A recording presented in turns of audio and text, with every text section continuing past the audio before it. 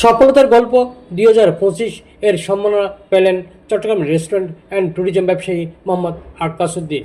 প্রথমা বাংলাদেশ পিবিআইএফ সমাজে ইতিবাচক পরিবর্তন আনতে যারা বিভিন্ন ক্ষেত্রে অসাধারণ অবদান রেখে নিজেদের সাফল্যের অন্যান্য দৃষ্টান্ত তৈরি করেছেন চট্টগ্রামের কৃতি সন্তান বিশিষ্ট রেস্টুরেন্ট ও ট্যুরিজম ব্যবসায়ী ও আসিয়া গ্রুপের ব্যবস্থাপনা পরিচালক মোহাম্মদ আক্কাসউদ্দিন সহ 30 জন গুণী ব্যক্তিদের সম্মান জানাতে 16 ডিসেম্বর 2025 রাতে অনুষ্ঠিত হল অনুপ্রেরণামূলক রিয়েলিটি প্রোগ্রাম সফলতার গল্প 2025।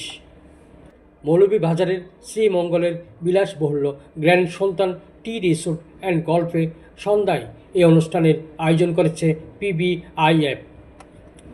চট্টগ্রামের রেস্টুরেন্ট অ্যান্ড ট্যুরিজম ব্যবসায়ী Mohammad Akkasuddin outstanding leadership in hospitality and tourism উপর পিবিআইএফ এর গুণীজন সম্মাননা পান। অনুষ্ঠানে প্রধান অতিথি হিসেবে উপস্থিত ছিলেন বাংলাদেশ সুপ্রিম কোর্টের হাইকোর্ট বিভাগের বিচারপতি মোহাম্মদ নাজরুল ইসলাম তালুকদার।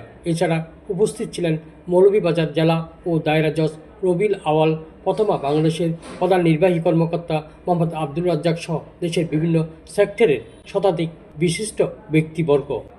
এবারের আসরে ব্যবসা বাণিজ্য, প্রযুক্তি, ডিজিটাল উদ্ভাবন, শিক্ষা, সংস্কৃতি ও সৃজনশীল কন্টেন্ট নির্মাণ সহ বিভিন্ন ক্ষেত্রে গুরুত্বপূর্ণ অবদান রাখার স্বীকৃতি হিসাবে 30 জন গুণীজনকে মডেল অফ সাকসেস 2025 প্রদান করা হয়। সমাজে ইতিবাচক ভূমিকা ও অনুপ্রেরণাদায়ী কর্মকাণ্ডের মাধ্যমে নিজেদের সাফল্যের গল্প গড়ে তোলা এসব ব্যক্তির হাতে এই বিশেষ সম্মাননা তুলে দেওয়া হয়।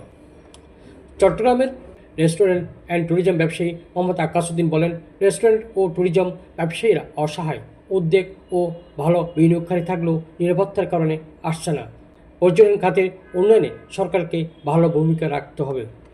আয়োজকরা জানান, সফলতার গল্প শুধু একটি পুরস্কার বিতরণী অনুষ্ঠান নয়, এটি এমন একটি মঞ্চ যেখানে মানুষের গল্প মানুষকে শক্তি, সাহস ও আত্মবিশ্বাস যোগাবে।